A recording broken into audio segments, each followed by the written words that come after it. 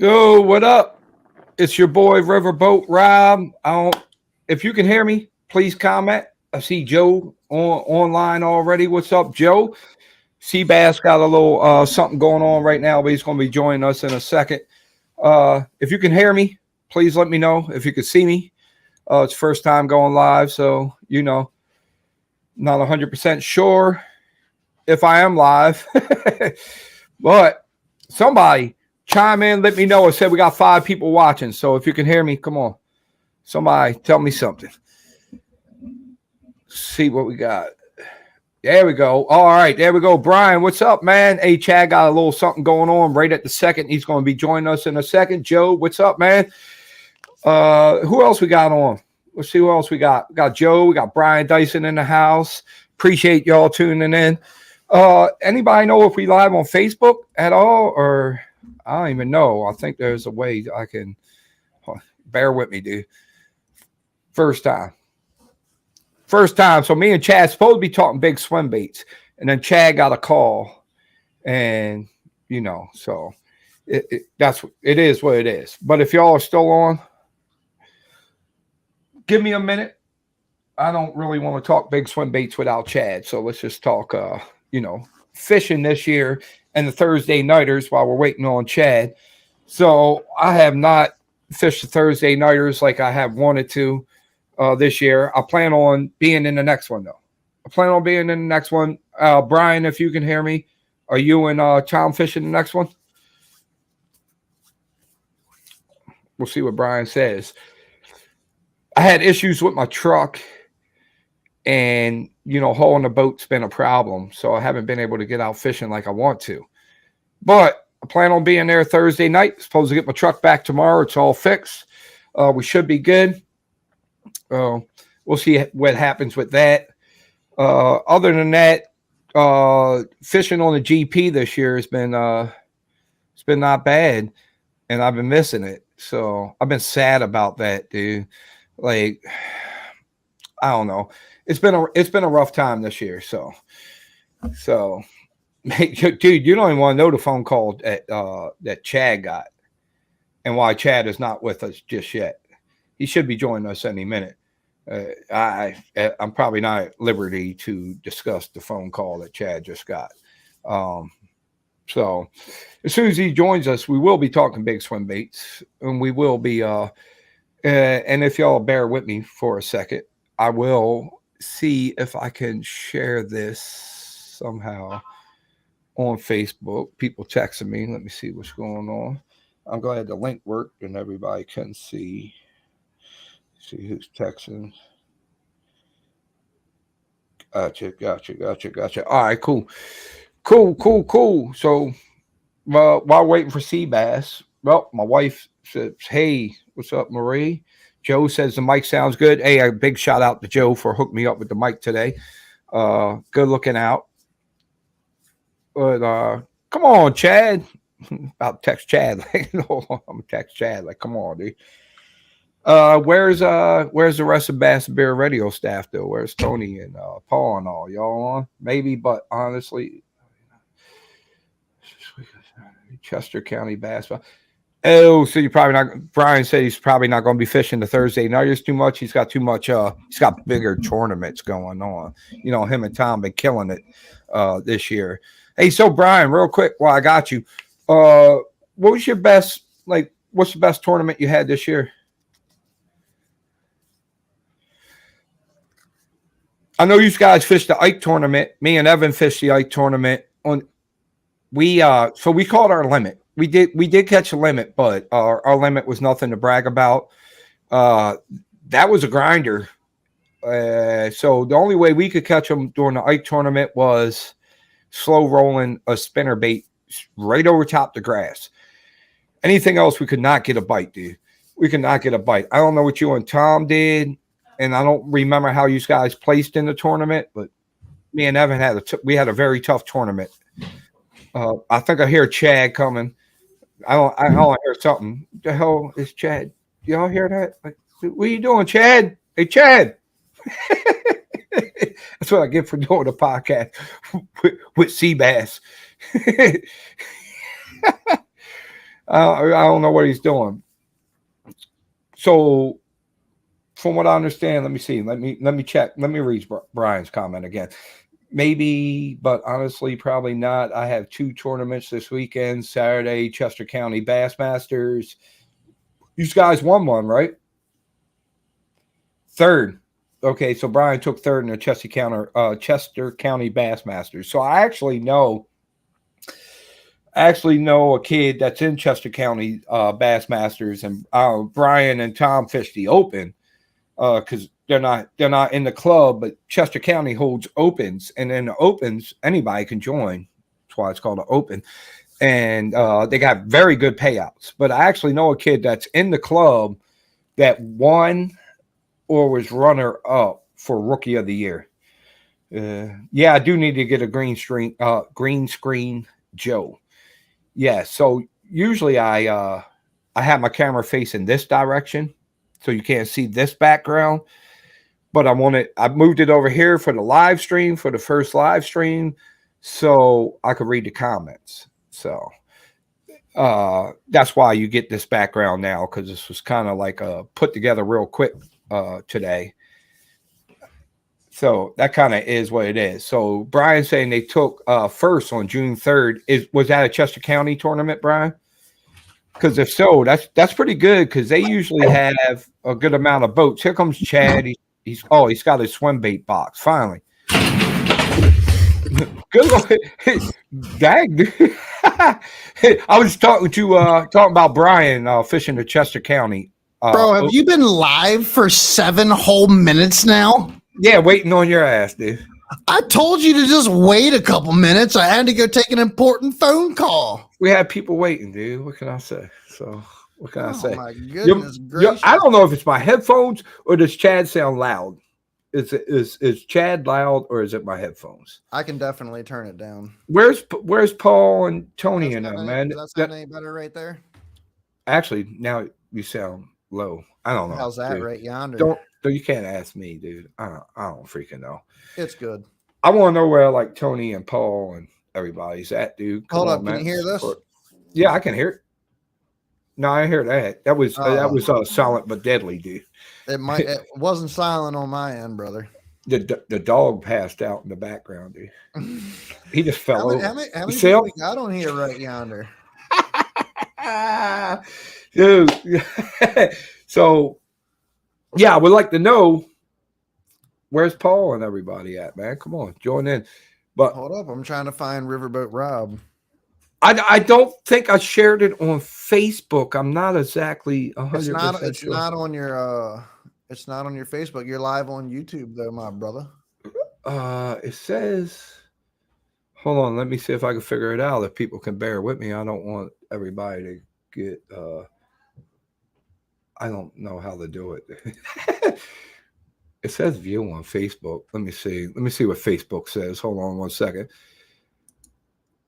Are we on Facebook now?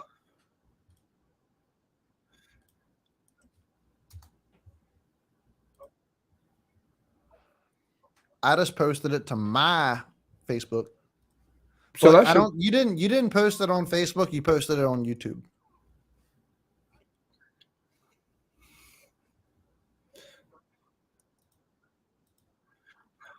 Bro, I'm with you right now. This was literally all like the birthing pains of learning how to do a live podcast. Right.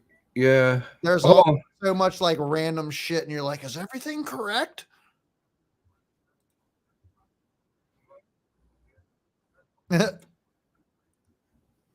Oh, can you hear me? I can hear you. Okay, cool. It's the whole thing. Never mind. I had it on Facebook and YouTube at the same time. Oh, pardon my French. It was messing my brain up, dude. It was like saying both on both. Never mind. Yeah. So Brian said he's on YouTube and I can watch it on the big screen. There you go, Brian. Okay, that's what's up, man. I see it right yonder over here. I'm sure my wife's on the big screen upstairs watching it as well, Maria. But anyways, so the point of and hopefully everybody can hear me, tonight's broadcast, swim bait. Is that a mag draft or it's not? I'm so ignorant in the swim bait world, dude. Like I don't think so. Ignorant. Yeah, no, I am. Not So I when you're know. on the same podcast with me, my brother. So the swim bait too.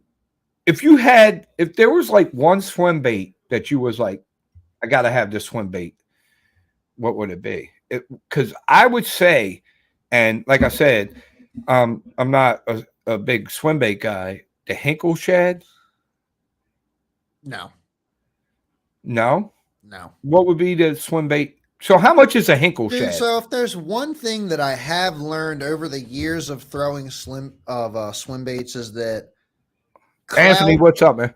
clout Sorry. isn't performance. You know what I'm saying? So you're saying the Hinkle shad's all hype?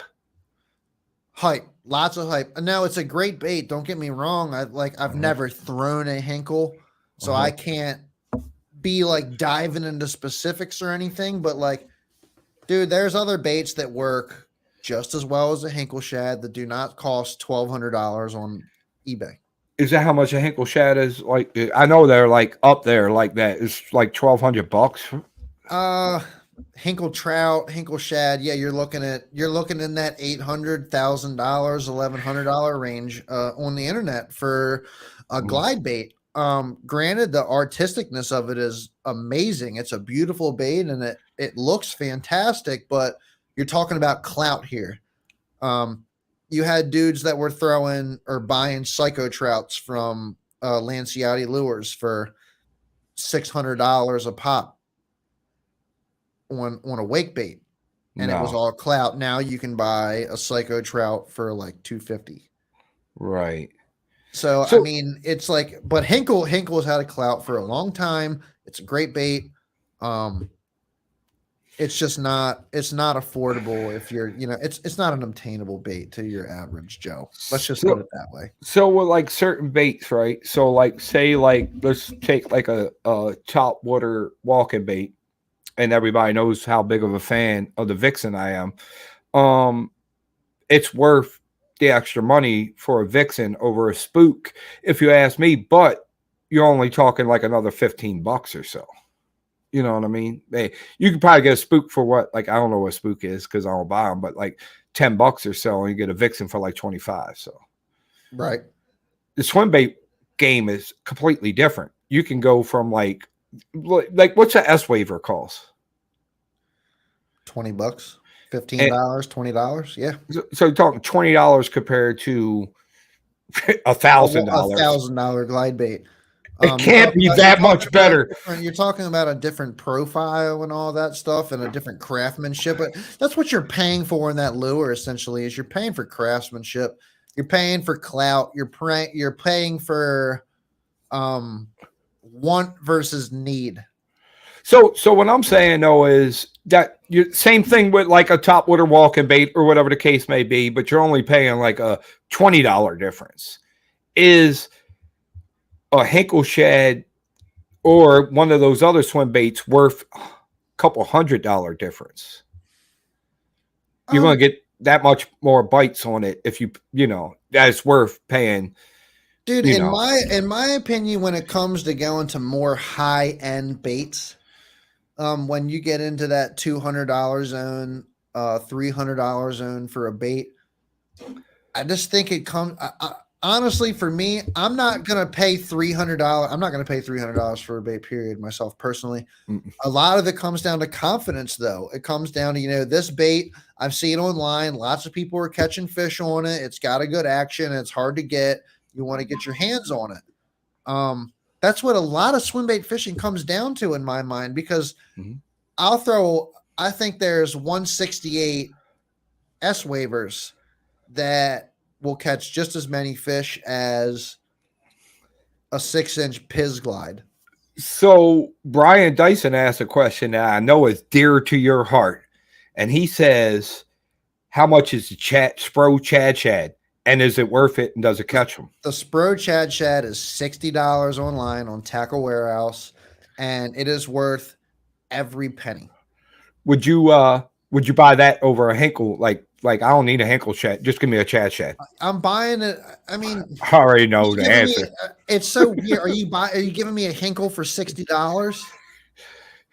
If you're giving No. me a Hinkle for $60, then yeah, I'm gonna buy the Hinkle. Right. But no, like for price wise, like I'm definitely the OG Chad Shad was about $150 to a $200 bait. It's a confidence bait for me in this area.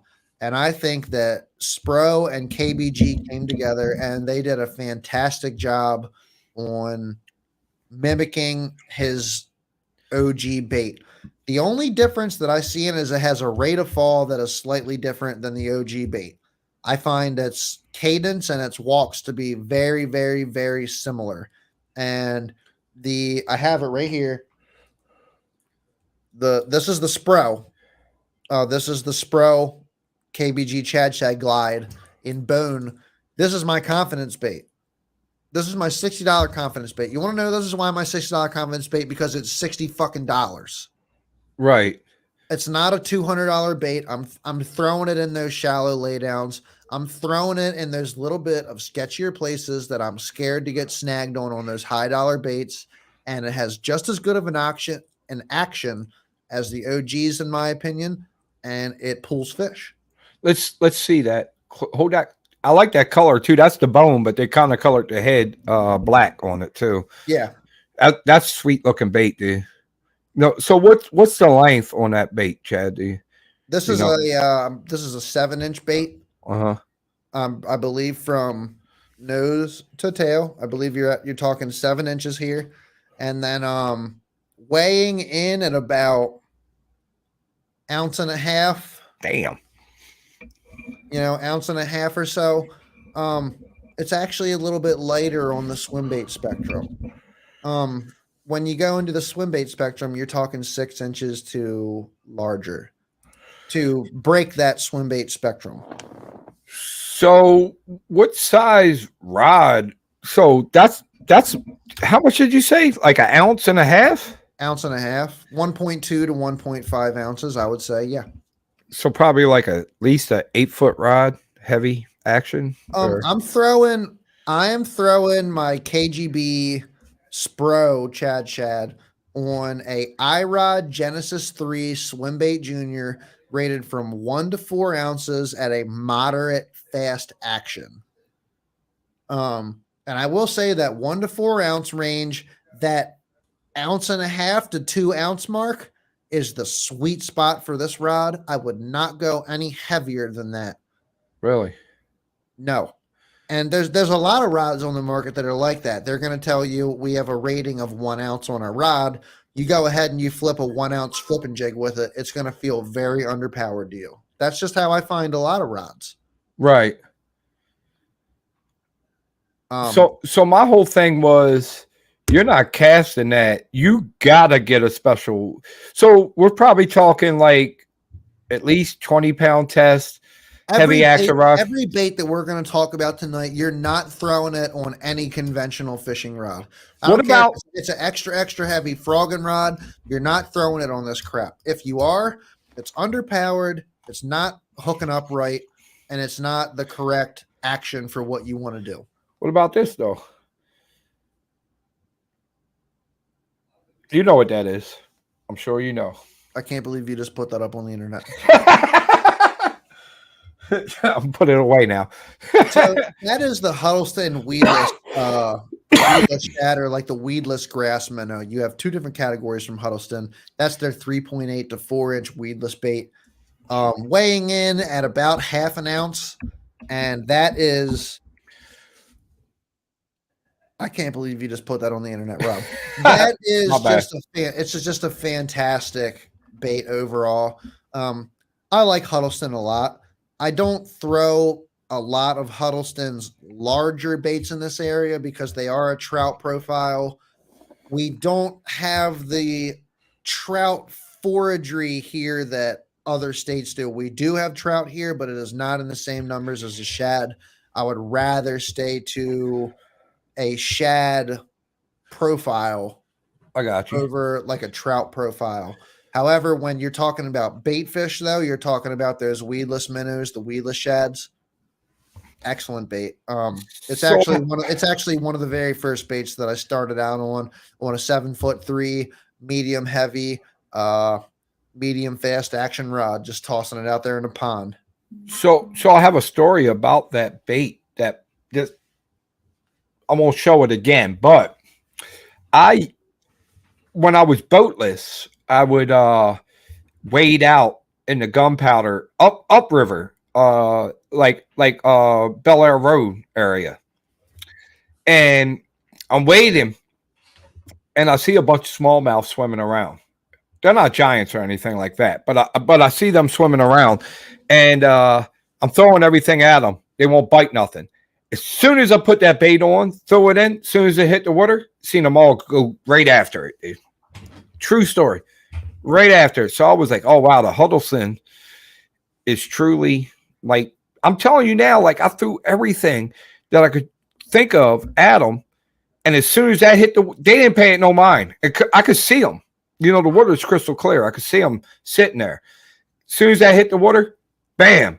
So one of the beautiful things about that little Huddleston minnow is it actually comes with an internal harness inside of it. And the internal harness actually helps with the ROF, or the rate of fall of the bait. So instead of, you have a jig, you throw it in the water and it plummets straight down to the ground. When you throw one of these Huddlestons in there, it kind of falls down nice and flat, just like a normal, instead of you throwing it out there and it going nose down straight to the bottom, because of the harness in it, that thing kind of sits there and it floats down just like this. And in my opinion, that makes a big difference in your cadence and your presentation of the bait. Martin Payne in the house. What's up, Martin? What it do? So it's funny you talk about the rate of fall, because I know for a fact that's very important in the swim Brian, game. Highly recommend buying one, brother. I would definitely buy one. I got 3 on my wall already, and I plan on adding more. I think Brian's pretty much definitely going to buy one from what I'm reading. But the rate of fall with a swim bait is very important, right? It means a lot. And there's different swim baits, right? There's some that fall quickly, some that fall slowly, and everything. I'm not a swim bait guy, so that's why I got Chad on here. So my ignorance will help you learn, because I want to learn too the swim bait game. So I mean, dude, big time, dude. I mean, between your paddle tails, wedge tails, glide baits, whatever it might be, everything's got a different ROF. I mean, Eve, dude, you want to get into throwing a jig or throwing a weightless worm? Well, that's what I do. I do that. Yeah. Either or, like to get. I mean, not to go off swim baits, but ROF, your rate of fall has a difference for every single bait that you're throwing, whether it's a weightless worm or a freaking 10-inch glide bait. It's going to change the way your bait's presentation. So depending on fish suspended, they're on the bottom, they're on the top, whatever. So is a wake bait part of the swim bait world? Or I know the rats are, but what's a wake bait? So a wake bait is a topwater bait. It floats on the surface. It's got a bill on it. And as you retrieve the bait, it pushes water with the bill and makes a bait fish or a panicking action to a prey animal. Right. But what I mean, Chad, is it considered part of the swim bait world or no? Absolutely. It is? So this rat is considered a wake bait. It's a wake bait because of this bill. Right. Okay, so this rat is going to sit on the surface.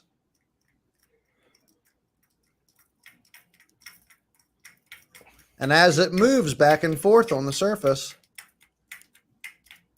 it's going to make that nice clacking noise that you hear. Right. Sounds good, dude. And that clacking noise essentially is, now I fish with my swim baits. These are more stained waters. Okay. These aren't reservoirs. These aren't lakes. This is tidal water fishing. So sound and presentation and disturbance makes a difference in our fisheries compared to, how do I describe this? Compared to like presentation. Your presentation of a larger bait is not going to pull a fish off of 150 feet in our area. One, there isn't 150 feet in our area. And two, there isn't 150 feet in our area. And two, Chad totally lost his water, train. yeah, I'm like the water just is not clear. You're not going to pull fish from that deep in our area. These aren't lakes and these aren't reservoirs. We're fishing rivers, right? So a lot of your drawing power is you're throwing shallow, you're throwing over top of laydowns, you're making big noise, you're making a lot of top water disturbance, right? And to me, that's what I'm throwing these. I'm not throwing these in deep water. I'm not throwing this rat or another wake bait in very, very deep water. I'm throwing this in our area. It differs across the country. Matt Allen will tell you on Tactical Bassin, fishing a lot of these clear water lakes, that you can throw a big wake bait in 80 to 100 feet of water and you can call a big bass up to come chase this bait. Right. And that is true in not on our rivers. Not on our rivers, but that is true in other lakes, reservoirs, and rivers across the country. But in our rivers, that is not so. So something that creates more disturbance, has a little bit more noise, is what I would rather throw in that 1 to, let's just say, a 10-foot water column around here. Right. And after that, it's like, in my personal opinion, in this area, you're getting out of a wake bait's strike range. I got you. And I would rather throw it on the weed line and drag it down a weed line to begin with over throwing it out in deep water in the gunpowder, because the gunpowder just always has this stain to it. And I feel as though deeply that these wake baits are very much a visual target in a lot of instances. Got you. Let me take a pause for a second just to say, just got a text from Chuck. Hey, Chuck, thanks for joining. I was just talking about you earlier because Brian Dyson is on here, and I got to go back to remember what Brian said, but he did very well in the Chester County Bassmasters, and he's fishing one this weekend. Chuck and his son are actually members of the club, Brian. I don't know if he can join in the chat or not, but yeah, he's on. He's watching. He's listening. So, Chad, another swim bait question for you. In our rivers, right? Yes, sir. I just throw a Kitech. Great bait. Right. And Great bait. I mean, the Kitech works great. I've tried, dude, I want to go out and catch them so badly on a big glide bait, like a S-Waver. Like I'll throw it, but I won't get no bites. I guarantee you, bullshit. I guarantee you go out the first day, you throw that glide bait, catch a fish. I throw it. I probably don't stick with it long enough. Throw it the whole time. You can't throw it for 10 minutes. Then that's kind of what I do. This doesn't work after 4 or 5 casts. It's kind of what I do. You got to keep throwing it. You got to go to those high percentage areas. You got to keep rolling that thing. After, I'm telling you right now, I felt what you feel. The grind was unreal at first. You're trying to throw. I started throwing the KGB. And to be honest with you, I had S-Wavers, and I didn't have the same confidence in the S-Waver as I did an OG KGB before the Spros came out. Right. So I started throwing OG KGB around, and you can even ask Steve. It was like for several days, we would go out for 3, 4, 5 hour circuits, and all I would do was throw that glide bait until you figure out the cadence, the speed, and the areas that bait most applies to your waterways and to the structure that you're fishing. It took me a while to do that, but after I was able to actually start targeting these fish with this glide bait because of the cadence that I found or the structure I was on or the depth that I was in. It became much easier to get bites on the bait and or have followers. So you got to commit. You must commit. See, that's probably my problem because I'll go out and I'll throw one around and I want to catch them on them, but then I'll just like, you know me, I'll just pick up the flipping stick and get the flipping. You got to. So Yeah. Rob, one of the things that I never did that you should do, and I highly recommend this if you want to do this, take everything out of your boat. Go out there with 2 swim bait rods and just throw these things. So Because what it is it's getting over top of that hill. Everybody, you can go out, you can buy the baits, you can buy the rod, you can buy the reel, you can go out a few times, you might throw the bait for 20 or 30 minutes. But what it really is it is getting over top of that hump of I don't think this is going to work, and just throwing that thing for 6, 7, 8 hours. And once you get that first 1 or 2 fish on it, you just get it. So it's like it will click all of a sudden. gaining confidence in it. Because I have so much confidence in flipping that I will flip out of spite, meaning that there's not even a flipping bite. Now I'm just going to keep on flipping anyways because, like, you know what I mean? And Brian had made a comment as well that he'll just throw a frog all day. So it's that confidence. It's the confidence that you got to build confidence in your lure. And then so like the funny thing with confidence in the lure that you're fishing, you gain the confidence because you throw it more, and the more you catch on it because you're throwing it more, right? So like kind of like what you're saying, Chad, if you throw it and you commit to it and you start catching them on it, you'll gain some confidence in it, right? Absolutely. Yeah, it's hard to go out there and just throw a big swim bait all day, dude. Tough. I'm telling you, you got to leave those rods that you have confidence in. You got to leave them at home. You got to go out there with the baits that you don't have confidence in, and you just got to throw them, and you got to make a day out of it. And dude, it just is what it is, man. And I threw this a couple times. I felt special during the solstice tournament. Not that it put me in the money or anything, but the fish that I caught on my glide bait during that tournament made a difference for where me and Steve stood in our tournament. That's an 8-inch mag draft. There you go. I didn't even have to look at it. Yeah, I'm trying to get some confidence in it. Now, so you think I can catch them in our rivers on this 8-inch mag draft? No, this is the Zaldane. This is the rough draft. Yes. No, it actually is a real mag draft. It's not. Absolutely, 110%. I think there is a spot on our fisheries in the Gunpowder River to throw 8-inch baits. I have caught. Forbidden Zone. Say that one more time. Forbidden Zone.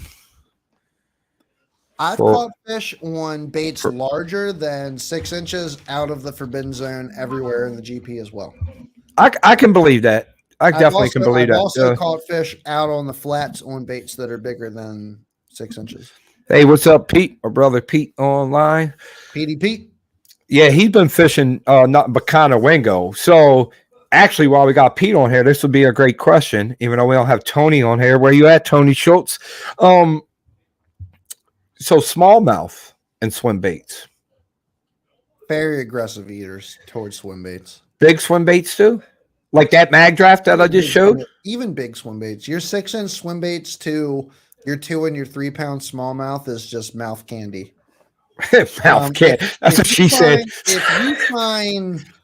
If you find a bunch of schooling smallmouth that are aggressive and you throw a glide bait up in there that is just mimicking something they've never seen before, you will absolutely produce bites off of a glide bait to smallmouth. I've seen it a bunch of times. I've seen it so many times. Smallmouth in my personal opinion, I think smallmouth are more aggressive eaters than largemouth when they start shooting up and they start eating. So Martin's saying a small S waiver. And real quick before you comment on that, I would think personally a Kitech. But Martin saying a small. What size is a small? Well, hold on, I got an S waiver right here. Hold on. So this is probably the larger one, I would imagine. Right? Size S waiver is this, Chad? Do you know? You hear me, Chad? Chad. Looks like the 168, brother. Okay, so what's the smaller one? 168. That is the small one? The 168 is a 6-inch, and then the 200 is, I believe, a 7 to 8 inch glide. So I believe that Martin's saying the 168 then. Yes, the 168 is smallmouth killer. Dude, I almost hit him up actually because this would have been a really good show for him to come on. But my boy Adam Gromster, I know you. I know who he is. Yeah. Mm-hmm. Dude, we had a phenomenal day out on Conowingo one day throwing 6-inch glide baits. Yeah, I have a juice, and we had Adam in particular on this particular color of S waiver. It was a 168. Just called in this ferocious school of a wolf pack of smallmouth, and I think it was like 5 smallmouth that actually approached the boat and followed his bait back in. And they were all within 2 and 3 pounds. I mean, just a large school of dominant smallmouth in this area was just following the glide bait back and forth very curiously. Oh, sorry, Chad. Go ahead. That's one of the things that I found up on Conowingo with glide baits is it truly becomes, in my opinion, it truly becomes a search bait. So that's what they say about big swim baits. You get a lot of followers. Yes. You get a lot of followers. So Martin made a point that we were talking hard, that he brought up the S waiver because we're talking hard baits, not soft paddle tails, when I brought up the Kitech, of course. But if you were going up to Conowingo, and Martin, you could chime in too, man. But if you're going up to Conowingo and you're hunting smallmouth, would you go soft paddle tail or would you go hard bait?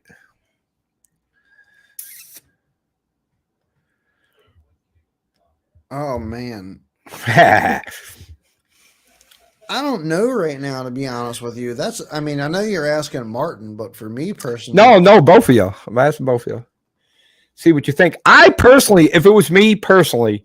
If I could go to I would do a paddle tail swim bait. I would do a paddle tail. A small one too. If you might be able to weigh down one of those little 4-inch Huddleston weedless shads, that would be so deadly on Conowingo.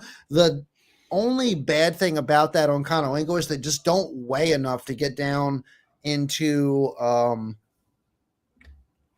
the depths that you need to. So Brian and Martin both agreed that like a soft paddle tail. They agreed with you, Chad, which I kind of figured too as well. A small, like a Kitech, dude, like a Kitech, but you can change the weight of the hook on a Kitech a little bit more than you can the Huddleston. But if you could take a Huddleston and weigh it down and get it down there much deeper, dude, that Huddleston is a deadly bait all around the table. Period. Martin gave up some juice. Martin said his juice is I don't even know what it is. Okashia. Shut the fuck. Martin. Martin. What is wrong with you? This isn't even Bass and Beer Radio. This is on YouTube. What is going on right now? Martin, you in trouble with Chad next time you see him, dude. I don't even know what that is. I don't even know what it is. So I need you to kick Martin from this chat right now. No, I want to do that to I want to do that to my buddy, man. I don't even That's funny. Everybody's gonna. Hey, Tackle Warehouse gonna be sold out on tomorrow, dude. Straight up, dude, I'm telling you, dude, the Okashira swim bait head, phenomenal.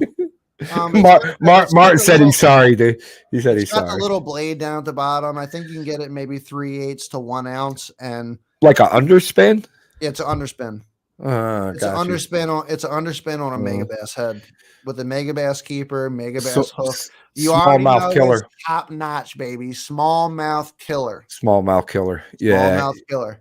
As you know, I don't smallmouth. I'm about to put Martin's trailer out here right now. Since he's about to give up your juice, Martin. That's fucking. Don't do it, man. Don't do it right now. We don't have to give it all up in one night now, do we? And then we're gonna give up the G crack. I don't even. I'm looking. I'm not giving up nothing, dude. I'll tell you what people sleep on. I'm gonna show you real quick. Hold on. It's not a swim bait thing, but hold on. No. People sleep on this lure, and you will see I have a whole box of them. Hold on 1 second. Let me grab it. It's right here. Rob, what are you grabbing right now? You might want to leave it on the shelf. Nah. Do that. But people do sleep on this. I don't sleep on shit. Well, hold on. It's a forgotten lure. Y'all sleep on pink. I'm telling you right now, y'all sleep on pink. Oh, what? You got some soft plastic in there? What the fuck is that? Is that Reaction Innovation? Nope, that's Zoom, man. Okay, good. Put it away. A oldie but a goodie. I got a whole box, every color, dude. He's got the lizards. We're not even talking about swim baits anymore. Nah, I'm just saying. It's like everybody was giving up juice. I said, let me give up a little juice myself, dude. People sleep on it, man. Like, I don't know, that bait. The Zoom lizard is slept on. I don't know why. Dream bug, Zoom lizard. Telling you now, dude. I'm a flipper at heart, so you know. Yeah. You know. Chad, you do not flip, do you? Not very much. It's not your thing. Let's just put it that way. Not very much as much as swim baits is my thing. This season kicked off in the early spring, I did decide that I was gonna flip a little more, and I did. I produced more fish on jigs this year than I ever have, so I have more confidence in that. But I'm definitely a power fisherman with like spinner baits, chatter baits, etc. Through and through. Obviously, if we're not fishing a Thursday nighter, I'm picking up a glide bait before Scuba Steve. He's picking up a crankbait or whatever else. You know what I mean? We don't talk about spinner baiting, dude. Do you spinner baiting? You should not spinner bait. It sucks. Yeah, spinner baits are gay.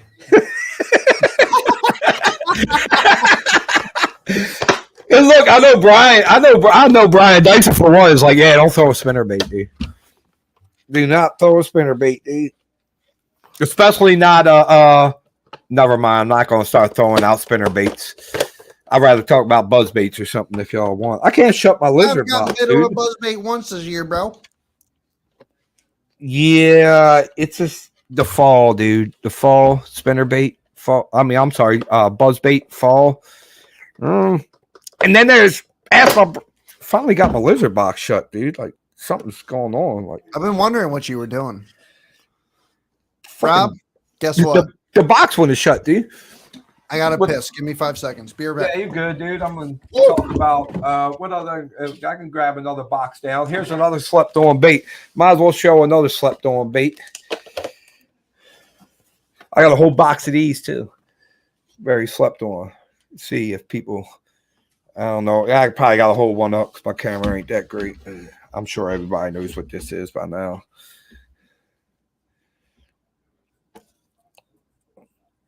What's that there? I'm sure everybody knows. I actually got something else in that box too that I don't want to show. Let me why are my boxes not shutting, dude? What the hell? There we go. That one's shut. My lizard box still ain't shut right. Something's funky going on with that, dude. So I don't even know. But we didn't even get into I'm back.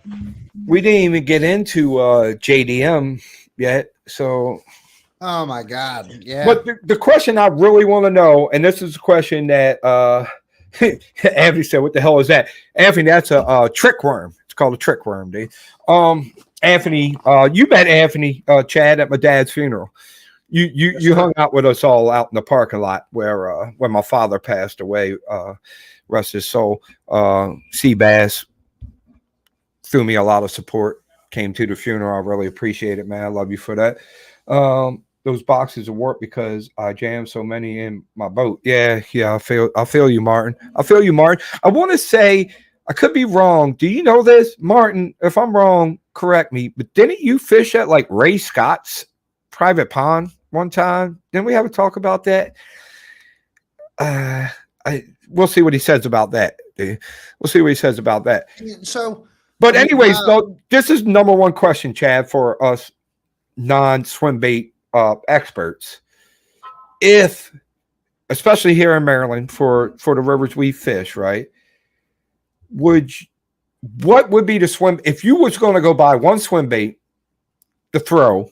Let's just say from spring to fall, to grow my confidence in anything from 6 inch and larger, and not break the bank. You know what I mean? Just like you're new, you're just trying to get into it. For unquestionable for this area right now, the Megabass Mag Draft Freestyle with a owner 6.0 weighted beast hook. 3/8 ounce. Well, this is not. That is exactly what I would throw right now. And the reason that I say the freestyle, which is that's a mag draft that Rob has, which has the treble hook at the bottom. Right. So, and you can tuck it in. So this is not the freestyle, though, right, Chad? This is the freestyle. All right. I have a freestyle in front of me right here. Oh, so you got to rig it up on a swim bait hook. You have to rig it up. Okay. So here's your hook right there. All right, so when you rig that up and you run it flush with the back, okay, there's your weedless. That's your weedless platform right there. All right, I can't remember if this is half ounce or 3/8, but that is your weedless freestyle. This is the bait. If I was going to choose to buy to get confidence in throwing. Getting into the swim bait platform, this would be my number one pick right here. Got you. So, and yes, Brian, I have thrown a spark shad, but whatever weird online rules, speculations, whatever you want to call it, 6 inches is the minimum. 6 inches and up would be considered a swim bait. A 5-inch paddle tail to most guys that you talk to on a swim bait platform are going to consider that a conventional lure. So 6 inches and bigger would be that swim bait platform, and I do not think they're making a spark shad in the 6 inch. So how big is Spark Shad? I think the Spark Shad can go anywhere from 2.8 to 4. So kind of like a Kitech, kind of 5-inch, like a Kitech. Exactly like a Kitech. And they also have the Spark Shad, and then Megabass has the Spark Shad, and they have another small soft plastic weedless bait too. But we're talking about big baits tonight. This is the big bait that I would go with. If there was 2 baits that I could go with on the market right now for the price that would cover your platforms, I'm throwing a 6-inch Mag Draft Freestyle, and I am throwing Brian's comments. Yeah. I'm throwing a 7-inch KG Beast Pro Chat Shad. Those would be my 2 baits that you can go buy at a retail store right now for swim baits that will put fish in your boat, guaranteed. Well, that was going to be my question. Is Chad Shad available? I can't answer that question right now. Like Tackle Warehouse? I have my fair share of Chad Shads, so I have not been searching currently. You think I know Tackle Warehouse and other places just got some in. If I can tell you one place that I will go check out, 44tackle.com. Check out 44 Tackle, shoot them an email, see what they got laying around. 44 Tackle, they're down there in Florida. They kind of, they're not a big bait shop, but down there in Florida, the big baits kind of present themselves a little bit more than up here in the smaller East states. But yeah, so I just looked it up, Chad. Tackle Warehouse, nope, not available. out of stock. Yeah, it says, and you know how Tackle Warehouse is. It says July 21st, but you know how that goes. They say that, and then you order one, and July 21st comes, and the date changes, and then date changes again, then date changes again with Tackle Warehouse. So I don't know if Bass Pro has them.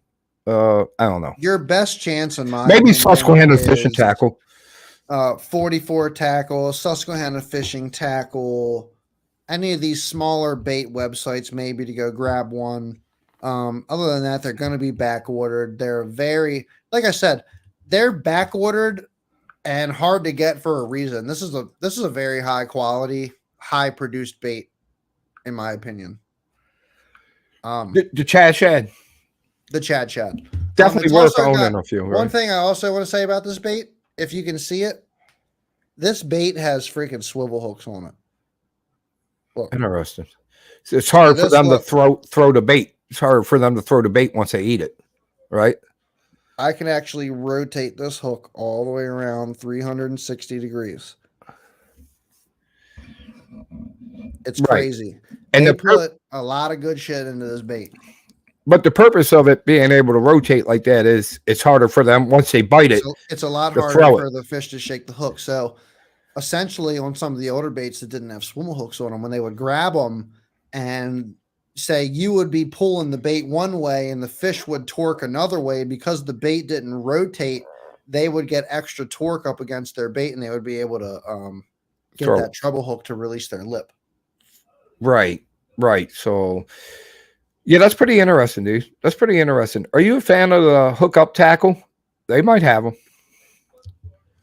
I'm actually a big fan of the hookup tackle. Yeah, Ben. Tackle or taku. So the Hookup Tackle is a website that sells a lot of JDM stuff, Japanese made baits, baits, even Lucky Craft baits that are like, oh, I can get Lucky Craft here in the USA. They sell shit on their website of Lucky Craft that you can only get over in like Japan, stuff like that. They're like friends. They're friends with like Medea Decky and like a lot of really good like bait creators as well. Like Ben from the Hookup Tackle, hilarious dude. Not this year, because I know ICAST is like getting ready to go on right now. But last year at ICAST, if you have not watched his video Ben doesn't like ICAST, bro.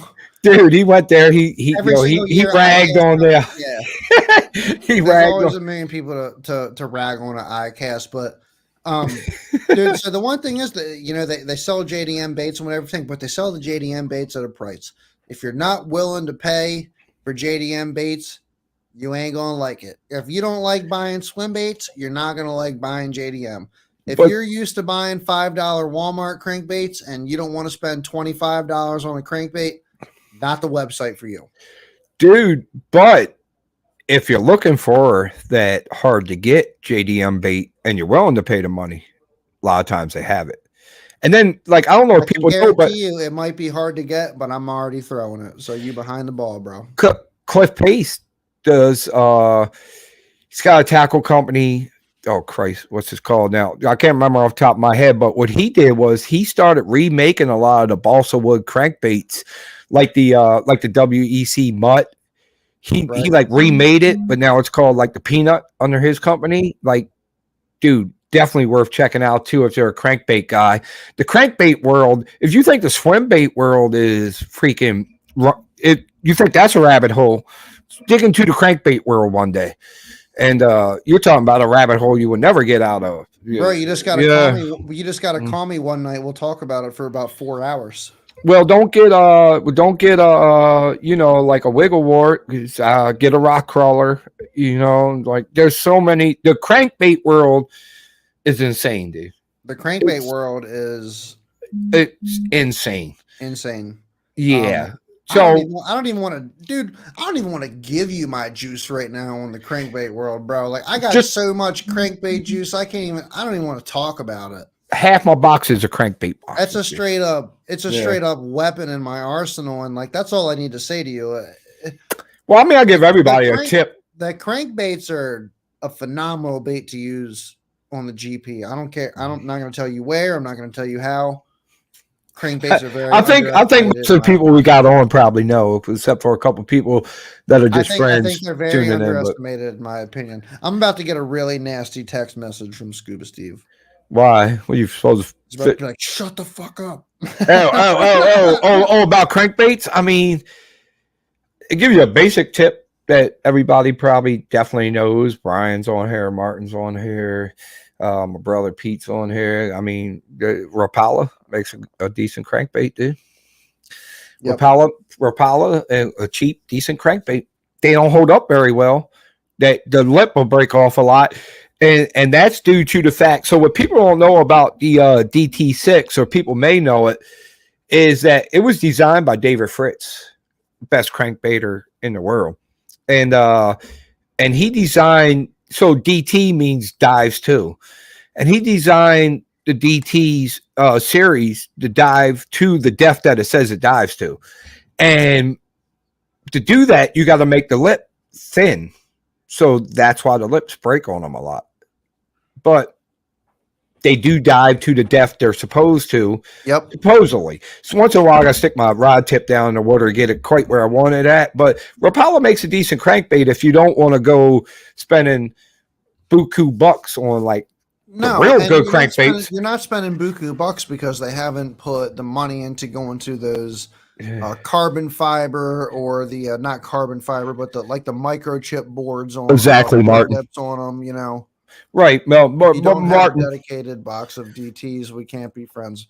Right. Martin, we can't be friends. Oh, I got one, Martin. I could probably find it right now. Well, it's got a couple of rock crawlers in it as well, but mostly DT6s. I own one DT. One. What? One. What? Dude, I got Lucky Craft. What? I got Lucky Craft, OSP, Spro rock crawler. That is all of my the Griffin. Wait a minute, the Mega Bass Griffin, or they got what's the big fat one? Hold on, I gotta find my crank. Dude, hold on. You name it, I got it. Nah, dude, DT6, dude. I don't got that. 4 Rivers. Yeah, I probably shouldn't even said that on the air, but yeah, DT6, dude. Can't. I'm telling you. What is the DT6? Like a 10-foot diver? Dives to 6 foot. DT means dives too. Dives to 6 foot. I mean, I don't know. Yeah. I got other stuff that. So like a DT10. Right. DT means dives too. But you got to think about, we do not want to drive. We do not want to go down the crankbait hole right now. I thought we were talking about swim baits. Right. Yeah, we do not. Crankbaits is a whole nother show, dude. I do want to find my DT6 box though now that Martin said that. Hold on, give me 1 second. There we go. That wasn't hard to find. I keep on telling Scuba Steve to comment, but I don't think he can comment. Everybody else can comment, but Scuba Steve can't comment. Tell him he's got to go on YouTube. For some reason, Facebook. On YouTube. Oh, I don't know. These are all DT6s and a couple rock crawlers. Spro rock crawler. Now you're a Spro fan. I'm a big Spro fan. Yeah. I'm certainly sure that you are familiar with the rock crawler. It was designed after the Wigglewort, but dude, I'm gonna give up some real juice right here, right now. Well, first of all, I want to say, does anybody know what color that is? And I know I'm a little dark. What color is that? Hold it up. That's the. Are we talking about swim baits anymore? Yeah, we're gonna go back to swim baits, but right now, that's the juice. Rapala something. That color is the juice. That's a DT6, dude. Chad knows everything about swim baits. You can talk about crankbaits. It's like, I don't know, dude. That's the I don't even want to say what that is. What's that? It's the bleeding olive shiner. Now, what's that? What is this, Rob? Oh, that's a hold on. I think I know what that is. I'm not even looking. I see it. It's right there. It's, what the hell is it? I don't know. Hold on. Let's see if anybody else knows. Maybe we'll do a giveaway. I don't even know what this is. What is it? I'm just kidding. This is the OG Black Dog Bait Shell Cracker, baby. Oh, the Shell Cracker. I have heard of that bait. I have heard of the Shell Cracker before. So this is the wooden Shell Cracker. They have the plastic resin version of the Shell Cracker. Really Yes. interesting. So Gentril, is it made by Gentril? Who makes that? Chad. Black Dog Bait Company. Oh, Martin Payne said Gentril or Yeah, that is the that's made by Black Dog Bait Company. It's what's a not the Gentril? What's that? You have that? Let me put this back real quick. And then what's this, Rob? I know you know what this is. Don't test me on swim baits. No, everybody knows what that is, bro. I have no idea, dude. What is that? Hold on, don't say nothing. Let's see if anybody gets it. Anybody out there know what that is? Let's see. Before you tell me, I told you I'm ignorant when it comes to swim baits, dude. I know somebody knows what that is. Shell cracker? No, that was the last. Somebody else just said they love the shell crackers. Greg, what's up, Greg? Thanks for joining.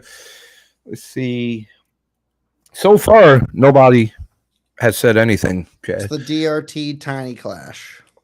DRT. What's DRT stand for? Division Rebel Tackle. Okay. I know I'm familiar with Rebel Pop R's. My ignorance for swim baits is ridiculous. Although I do have dude, I did go get on. Check this out. Hold on, let me show you something, dude. So here at one point, Chad, at one point, I got on a Huddleston kick. I was buying up Huddlestons. I don't even know why.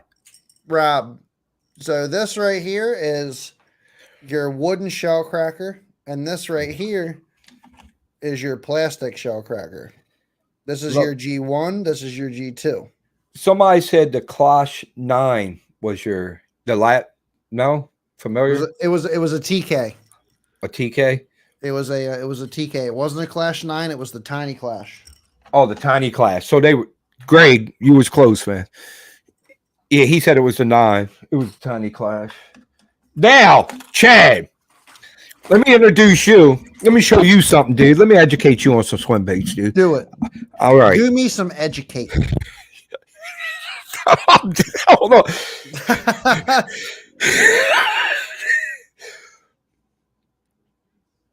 What's this right here, Chad? Come on, man. Look at it. The fuck is that?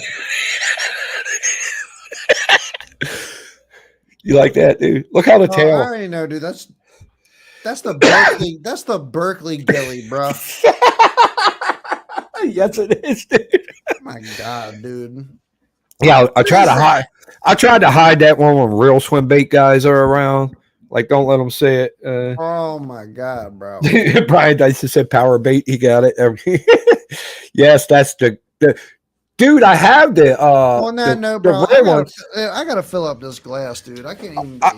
Yeah, it's drinking time, dude. It's about that time. While we wait. Let me see what else I got in here real quick. I don't think I got anything else I can surprise Chad with. Dude, I brought this color. So I brought this color. This is a crazy story, dude. But I brought this color Huddleston because on the river I grew up on, all the fish fed on mud minnows. So I was like, oh, that looks like a giant mud minnow. Not that is that HUD? Yeah, that's a HUD. But not that a mud minnow would ever get that big, but I was like, it looks like one, like a giant one, like the biggest mud minnow you ever seen in your life. So that's why I brought that. That's why I brought that bait. No, I got into Huddleston's pretty good for a while. See, one thing that people need to recognize is Huddleston is a fantastic bait, but Huddleston is a fantastic bait at a specific time. Huddlestons are wedge tails, okay? And your normal bait, your mag drafts that I like to throw. I have a pack right here. I got to throw up.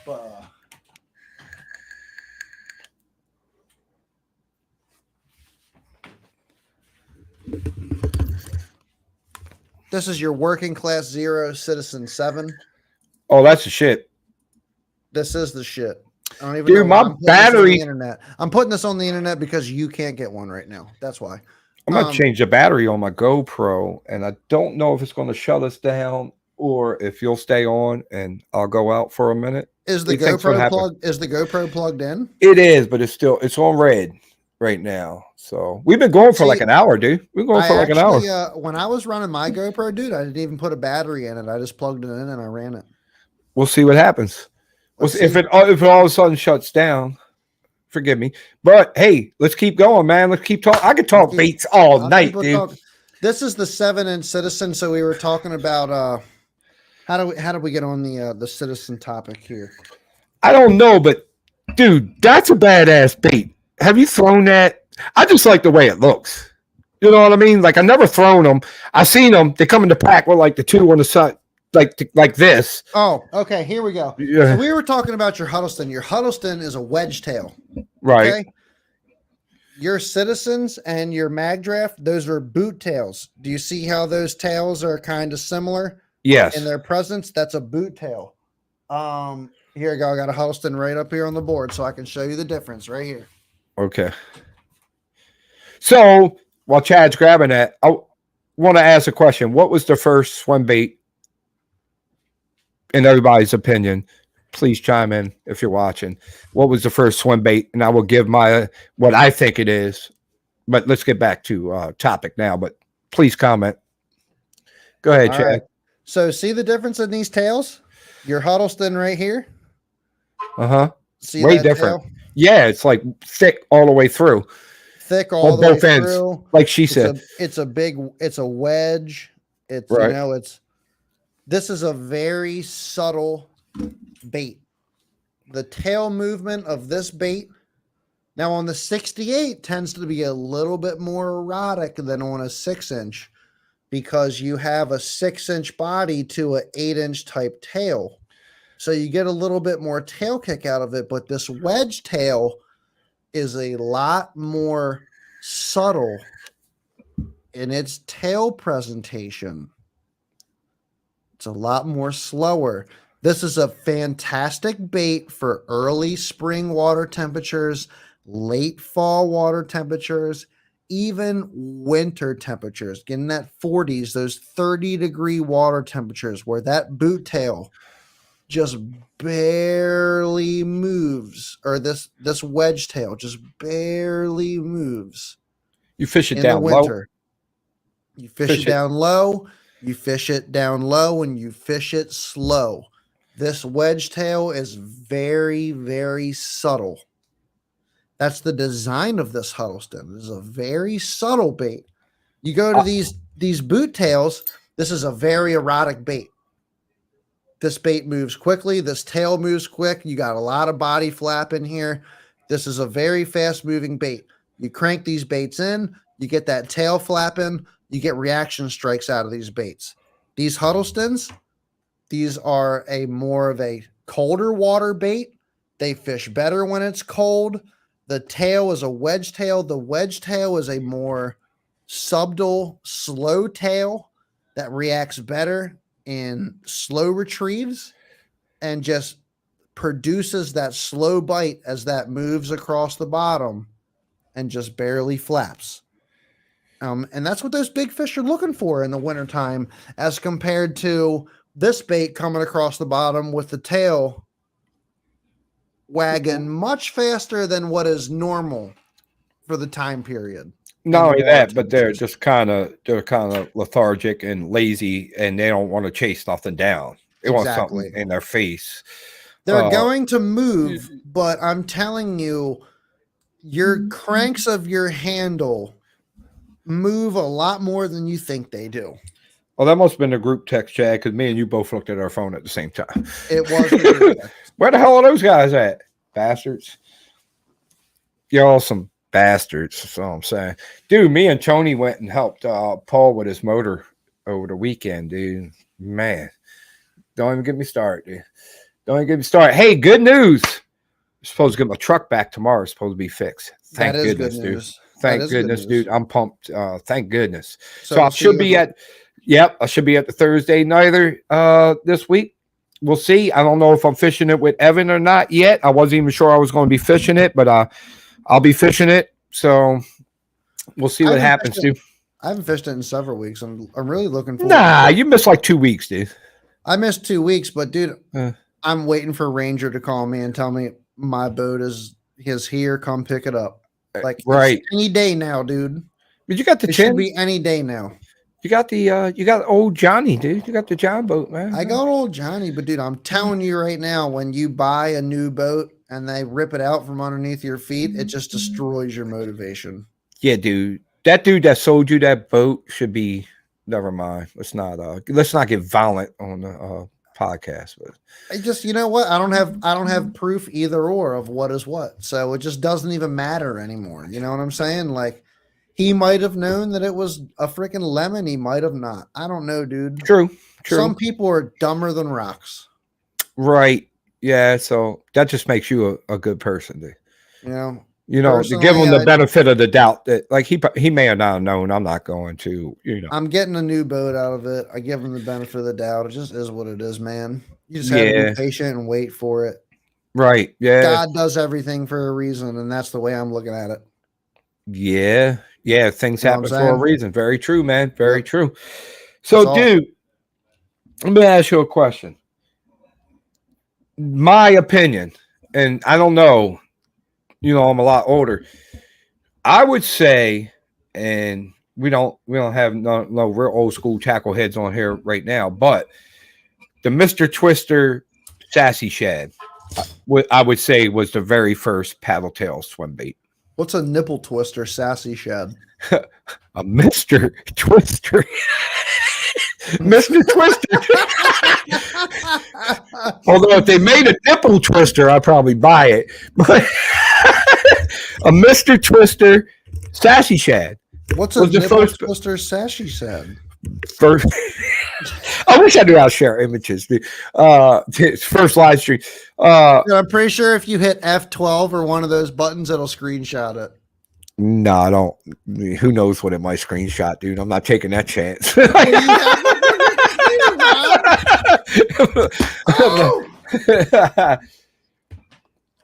See, now Martin knows what I'm talking about.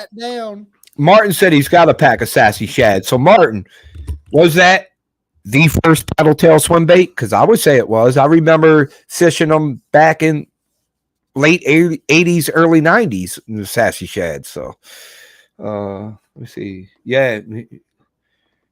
Martin said they glow in the dark. Dude, I'm not kidding, Chad. I'm 100% serious. I believe that it was the first paddle tail swim bait. The original paddle tail swim bait was the Sassy Shad. Dude, I missed a Sassy Shad? Yeah, made by Mr. Twister. You know Mr. Twister's? I know who Mr. Twister is, but it doesn't. They made the first. I'm telling you now, dude. They made the first. How big was it? Martin. That's what she said. You could get them they had big ones. Honestly, like you could probably get like a 6-inch one. But Martin said that he got the pack of the ones that he had. He got the pack from his dad. They go that far back. Look it up, Sassy Shad by Mr. Twister.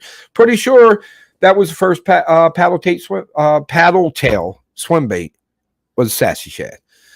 Yep, I wish I had some. Just like I did a video on the Sluggo, which was out way before the Cinco. There's a Sluggo. Dude. Yeah. You didn't watch the video on the Sluggo? Dude, watch the video because I can go into the whole story if you want, but just watch the video. Then the Whopper Plopper's been out for years before the Whopper Plopper. Oh yeah. Yeah, like 30 years or something. It was like a freaking musky bait or a saltwater bait. It was a musky bait, but it was definitely not. It wasn't top shelf. It wasn't mainstream by any means. Right. Yeah, but what I'm saying is like not hardly any baits are original. And if you want to go some hillbilly was smart enough to downsize that and catch 1 million bass on it. There you go. A lot of money on it. There you go. Yeah, that's how it happens. I would say the chatterbait might be original. Like nobody's done that before that. It's been refined, but how much more can you refine a chatterbait compared to the freaking jackhammer or a thunder cricket right now? Thunder cricket. The thunder cricket. That's funny, dude. Yeah. Hold on, I'm reading comments over here. Hold on a second. Sorry, Chad. Yeah, I'm surprised Tony and Paul and them didn't join in. Dude. I don't know if they got YouTube or not. Like a YouTube account to comment. I'm not sure. I know Scuba Steve is watching. Scuba Steve can't comment either, though. It's weird. Oh, so maybe they are and can't comment. I don't know. Hey, who you send it to, Martin? Chad? I think he sent it to me. That's Sassy Chad, dude. You thought I was making it up. Dude, what year was a Sassy Chad? I might have to look that up, dude. Somebody's texting me. Huh. Interesting. Yeah, those are old as shit. They don't make those no more. Ain't no way they make those no more. Oh yeah, I think they do still make them. But my point was, I believe that's the original paddle tail swim bait. Way long before, you know. Oh, got you, Martin. Nick Rogers caught some more hammer snakehead. What do you know? Yeah, that was a surprise. Yeah, giant surprise there. Let me see something real quick. Hold on, I'm gonna look up Sassy Shad history. Let's see what they say. It was introduced in Sassy Shad was in the 80s. It was introduced in the 1980s by the it says the Twister folks. Twister folks. Mr. Twister, top prop series. Let's see here. I want to see if it says anything about it being the original paddle tail swim bait. It does not, but dude, in the 80s, had to be, dude. You know what I'm saying? I would assume so. Yeah. I mean, I don't know what else it would have been. Yeah. I mean, before that, and that was before, because didn't like the big glide baits and the really big swim baits that got started in California, right? Yes, it definitely mainstreamed. It definitely took place out in California in those big bait reservoirs out west. And like guys are like making them in their garages and stuff and coming up with all this and like hand carving. A lot of them, yeah. A lot of them, yeah. Like the Hinkle shads and the Hinkle trouts you're talking about are very sought after because they're very, very, very limited numbers that are produced. And then you had that movie come out. Southern Trout Eaters and Big Bait. Why does it look like I'm frozen? Am I frozen up, dude? What happened? Oh, I fucked something up. Oh, my GoPro died. Can you hear me? I can hear you.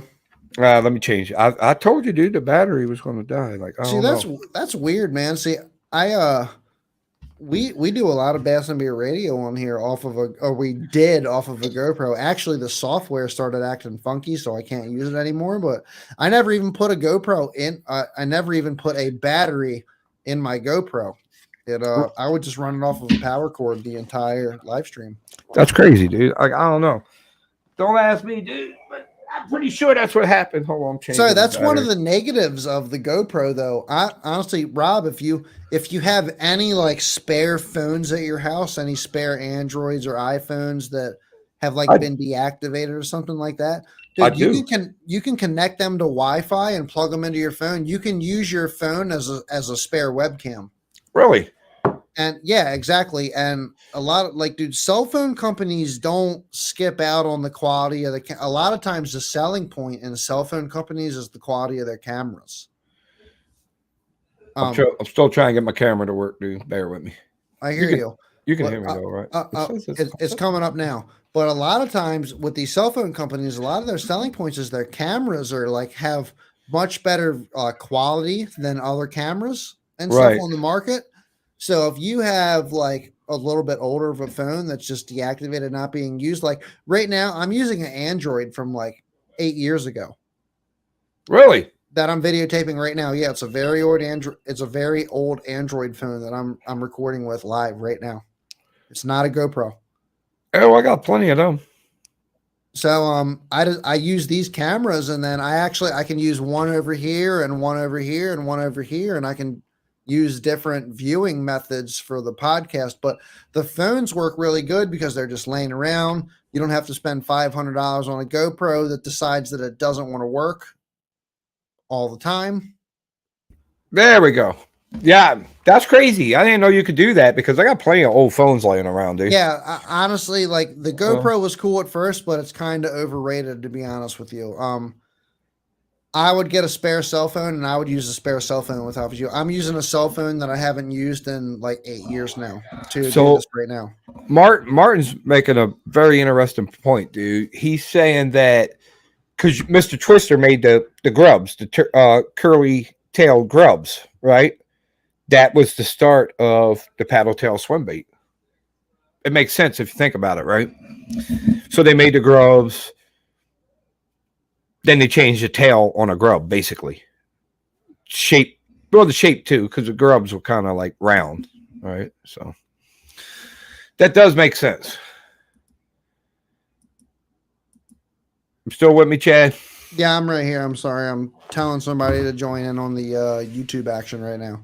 That's the thing you can do. Like, see what you're doing with StreamYard. Like, you can totally change. Like, I was fooling around and everything. Yeah, it's pretty cool. I wonder if I can get where the and Restream. I would like to see if I can get where the comments come out though. Like we can even get Martin on here if we want. Oh, damn, dude. There should be selections off to the side. You should be able to actually move the comments over into the main screen somehow. What the hell's going on with my damn? I'm telling you. So, Rob, that's something that the GoPros do. There's a glitch in GoPro software right now that is doing that. My GoPro does the same exact thing, and that's why I'm using a spare cell phone. I tried to set this podcast up on my GoPro earlier, and it did not work. It does the same thing. So I would sit in front of it, and after 3 minutes, it would freeze, and I might be able to talk to you, but the video wouldn't work. So that's why it took me an extra 20 minutes to go set up my phone on the OBS virtual webcam to do this off the cell phone instead of the GoPro. Yeah, it's kind of annoying, dude. There is a lot of crazy technical bullshit that comes in with this live streaming that you have no idea about. Like, it is way harder than you think it is, dude. To have something that is actually like solid and like smooth for hours and hours of time. It is very difficult to freaking do that. It took a lot of trial and error to get to that point. Yeah, no, I believe you, dude. Shoot, it was like that for me with just the normal videos I make, just like editing. Editing was learning how to edit was and it's still a pain. Like, if I got a bunch of footage now that I haven't edited. I got footage from the Ike Foundation tournament. I got footage from the Solstice. I got footage from dude, Martin probably knows this. I got footage from the freaking fishing flea market. I just haven't edited none of it. I don't know if you do or not, but on these GoPros, it's very important, in my opinion, when you're recording to tell the GoPro to mark the important spot. So like when you catch one, when Evan catches one, when something funny is said, something like that, you're supposed to tell the GoPro to record so that it marks at each spot in the footage where that happens. So you don't have to surf through 4 hours of footage in order to So I have where that moment happened. I have a method, a way that I do it. And when I mark it like that, what I'll do is when I extract the videos, I cut everything else out, and then I mark those like a fish catch would be. I'll mark it fish catch, and then I'll save it. You know what I mean? Like I then everything else chop up as spare footage, and then I'll go through it and see if there's anything I want to use. But the stuff I mark, I cut and save and put in a folder. And then I'll go back, and when I'm editing a video, I'll grab those clips. Right. And then everything else is filler. I'll go through all the spare footage and be like, and it's filler. And some of it's good, just riding down the river or whatever, but definitely, man, editing is I don't think people understand, if you're not really into making YouTube videos, that you can film all day. That's the easy part. You can sit down and edit for a long time to make a video. It is very easy to surf through. That's why it's very important to mark your content while you're fishing. And I get that it's hard to do that because you're focused on fishing and you're not focused on telling your GoPro when to mark what happens. But if you can be aware of both surroundings and know, like, hey, this just happens, I want the GoPro to catch it, you can make your life of editing a lot easier, because then you can have waypoints of exactly where to click to find what content. But it's very, very difficult to do. And it's something that I'm not even good at doing whatsoever. Yeah, a lot of people are like, I'm gonna get a GoPro, I'm gonna start filming. I fell off the boat with GoProing in general. I just stopped GoProing because it was like, dude, there was days we would hammer them and then there would be a week where we wouldn't. And it was like, why am I even recording all this crap? I gotta stop messing with my cord. That's what it is. I keep messing with my cord, dude. That's why I just messed it up right now because it was, hold on. God dang it, dude. This crap. Let's see. Nope. Now I'm just back. Yeah, I see what you're talking about, dude. I see what you're talking about. Oh, before we forget, well, I think most people on here know, but Friday nights, 8 p.m. Eastern time, Sea Bass and Bear Radio. Bass and Beer Radio, dude. We always got the juice on the Thursday nighters. And shoot, a lot more juice than that. A lot of things. Just Maryland bass fishing in general and bass fishing in general and tackle tips and just talking fishing. And it's usually a good time because it's Friday night and, you know, we call it shenanigans because for a reason. But I try to get on there as much as I can, you know. So sometimes we have let me sit up like Chad. I feel like I'm sitting down too low. We have guests on there. I don't want to crowd, you know. Sometimes it get crowded, dude, because we got a bunch of co-hosts. But I am on there quite often, hanging out with my buddy Seabass. I want to say the Friday night shenanigans that was just me and you was the most funniest. We got drunk as hell, dude. And so many times. Like if you want to go back and watch an episode, that is the one to watch. Or maybe not. There is one episode where we were just belligerent. Yeah, me and you. It was just me and you. I can't remember exactly what episode that was, but we were just off the walls. Dude, everybody was like can't let them two do an episode together. Like, nah, like that was a mistake. I don't care what anybody says. That was a great episode. That was like the best episode ever. The only other better episode I think was the first one that Tony started telling his uncle stories. The uncle story was a great episode too. When he first broke them out, we heard him now. Dude, so not that like we have like 630 people that follow Bass and Beer Radio, and to be honest with you, I feel so blessed to have. Hey, real quick, I didn't mean to cut you off, Chad, but we got a couple questions, and one of them are: will we be live for every Thursday nighter? Continuing. So if I'm there and Chad's not, I'll do it, and if I'm not there, Chad will do it every time. But if I can fill in for him, I will. I couldn't last week though. It is absolutely intent to fill in for every single Thursday nighter and make sure that we kind of bring everything live. I've been slacking a little bit the past 2 weeks. I've just had some stuff going on, but our full intent is to go live every single weekend, bring you guys the results, and then talk about those results on Friday nights, and then whatever other shenanigans we can get into. Episode 69 every Friday, brother. Episode 69 every Friday.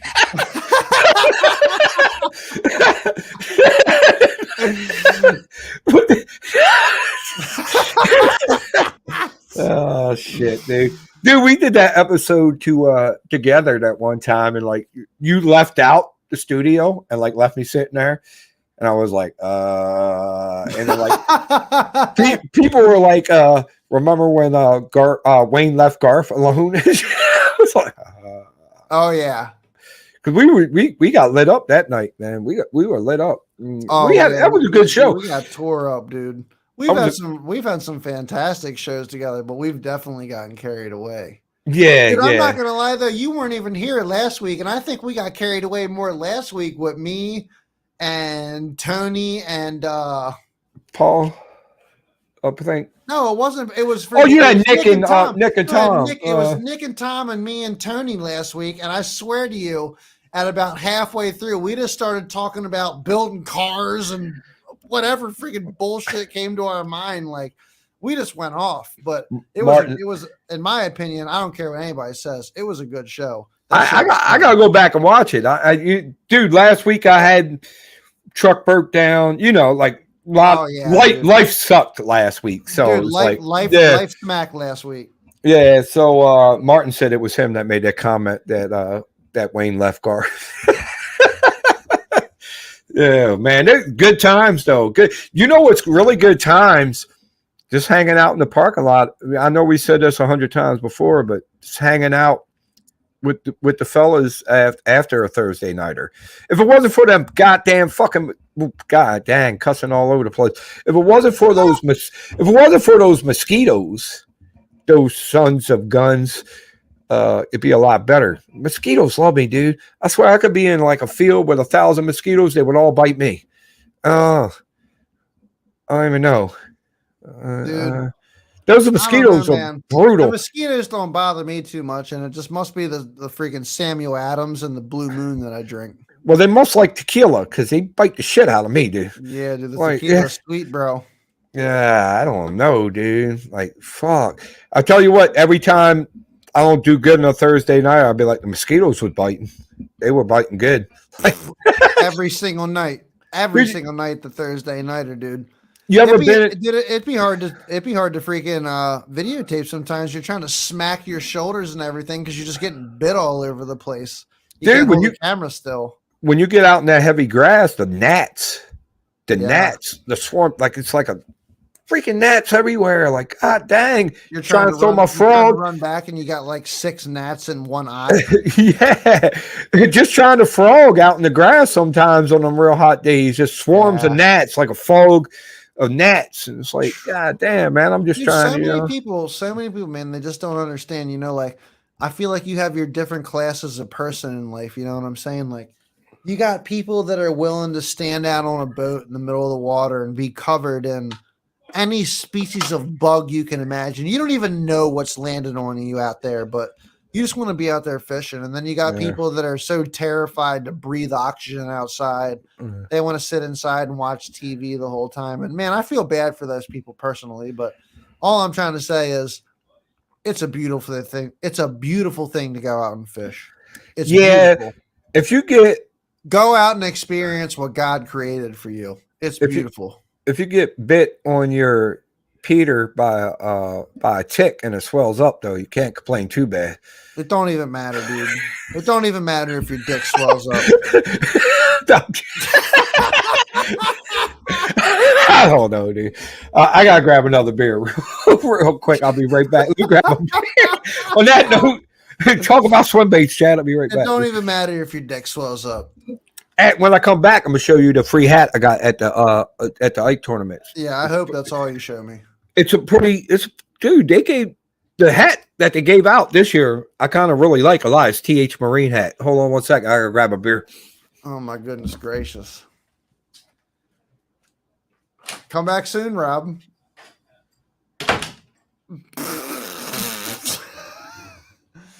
Oh my gosh, man. These conversations go from point A to point B to point C so quickly, and it's like hard to stay on track, man. We started talking about swim baits tonight. If I can give you guys a breakdown really quickly before Rob come back, Too late, I'm back. He's back already. Before Rob comes back on my top 3 swim baits, dude.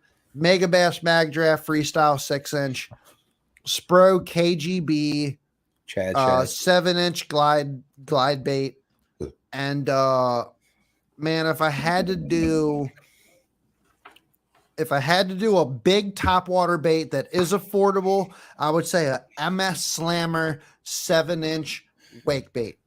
MS Slammer 7-inch wake. Right here it is. I have it. This is MS Slammer 7-inch wake bait. I would do, I got it all right here. Hold up. Where is it? I'll do the Mag Draft Freestyle right here. I would do your 7-inch slammer right here. And then I would do your glide bait from Spro KGB right here. Those are the three not glide baits. Those are the 3 swim baits. If I could give you in your arsenal to tell you to throw, these would be the 3 that I could tell you to pick you up. $60 for the Spro. You're talking about $12 for a pack of 2 of these, and then another $8 for a pack of hooks on the freestyles. You want beast hooks, 6.0 on the freestyle, 6.0. And then you have a 7-inch MS Slammer, which you can go on Swimbait Worldwide. You can go on Mike Shaw, which is MS Slammer, Mike Shaw Swimbaits, MS Slammer, and he posts stuff daily, 7-inch, 9-inch, and even some smaller stuff. If I could tell you 3 baits to pick up, these would be the 3 baits that I would tell you to pick up in the swim bait world to get started. That's it. Dead serious.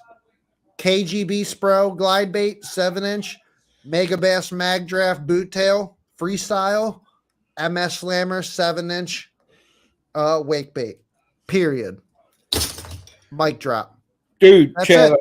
You could get it done with those 3 baits right there. Period. You don't need anything else. You're talking $80 for a slammer, $60 for a Spro. You're talking $12 for a pack of 6-inch Mag Draft freestyles, and then another $8 to $10 for a pack of hooks for them.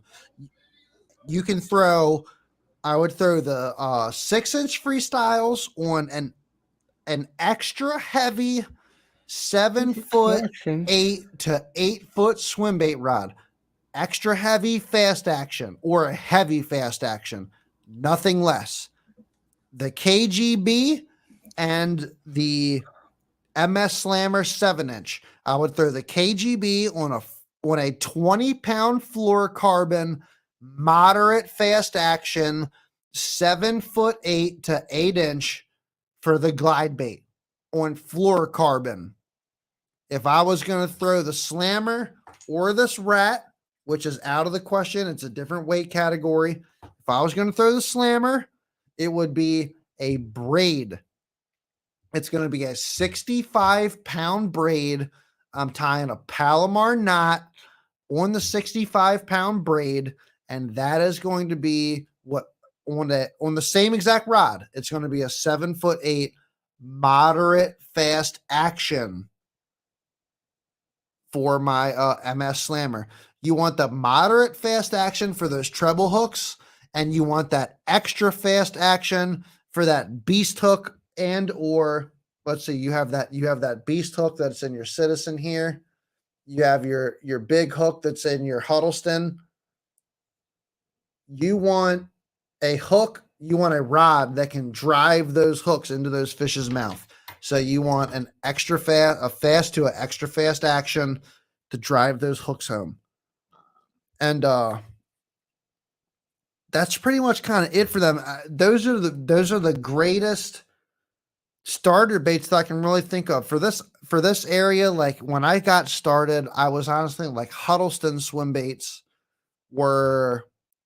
they still are. They're really good baits. The Huddleston is fantastic. I got started throwing Huddleston, but then as I started to realize that the trout profile isn't exactly what matches the bait that's in our forage system around here, I started to go to more shad profiles like the Spro. That kind of mimicked that shad profile. And I have had good connection with this bait. I've had very good responses to this bait, good followers. I think this bait works very, very well. That being said, the same thing on the wake bait. I would say the MS Slammer is probably my confident wake bait on a stained water application.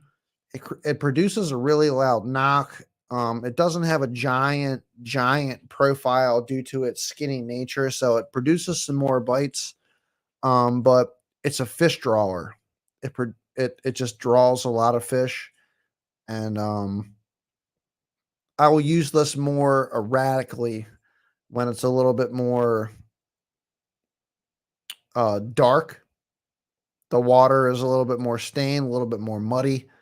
I will use the MS Slammer. There he is. There's Riverboat Rob. I had to call the IT department down. He just came and fixed the camera. I screwed it all up, dude. Like Anthony saying on the comments, leave the camera alone. I moved it. I don't know what I did. IT took care of it though, so we're good. So we're back. Yeah, we're back now. Yeah, we were talking about the MS Slammer, Rob. I watched the whole thing. I was on the whole time and just. Was it pretty good? Because, dude, I'm telling you right now, if you don't have an MS Slammer, I'm not even touching that cord, dude. I would go get one, bro. Yeah. Now, how much is the MS Slammer? I'm saying $80 to $100, dog. Nah, dude. It's not that bad. It's not that bad, dude. You know how many? Rob, I'm telling you. Nah, it's not. Make the leap of faith. Buy the Slammer. I'm telling you, for that $80 to $100 profile, get that 6-7 inch Slammer and throw this thing, dude. You're not going to look back. I already know you're not going to look back. When you connect on your first fish with this bait, you will be hooked for your life. You won't even know what a Reaction Innovations walking piece of shit is. You'll just be like, it's like What, you mean one of these? I hope Martin's still on, dude. Hold up, straight up. That's the OG. Look how that guy. But look, see, this is when fish eat your bait. See, right there. Yeah. Look, I'm not saying anybody from Bass and Beer Radio was against swim baits and then came to swim baits, but we got one guy that definitely wasn't confident in swim baits and definitely told us he wanted to buy a $300 KGB Chad Shad Crappie the other day. Tony? So, no, it was Paul. Oh, it's Paul. Oh, Paul. That makes sense. But it doesn't matter. What I'm trying to say is, like, in my opinion, swim bait fishing as a mainstream form of fishing, swim bait fishing is becoming a more mainstream form of fishing. There's more people that are accepting it into the community, the ecosystem, whatever you want to call it.